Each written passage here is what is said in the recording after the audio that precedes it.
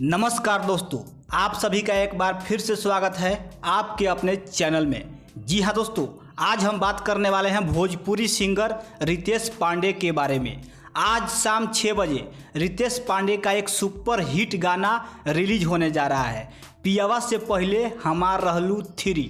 जी हाँ दोस्तों, इस गाने को आज शाम 6 बजे web music official YouTube channel से रिलीज किया जाएगा। जैसे कि हम आप लोग को बता दें दोस्तों, रितेश पांडे का गाना पियवा से पहले हमार रहलू 1 जो कि काफ़ी हिट और पॉपुलर हुआ था दोस्तों, उसी के आधार पर पियवा से पहले 2 बनाया गया। वो गाना भी काफ़ी हिट और पॉपुलर हुआ था। अब पियवा से पहले 3 जो कि आज शाम रिलीज हो रहा है, तो यह गाना सुनने के बाद ही पता चलेगा दोस्तों कि यह गाना कैसा है और यह गाना कितना हिट होगा।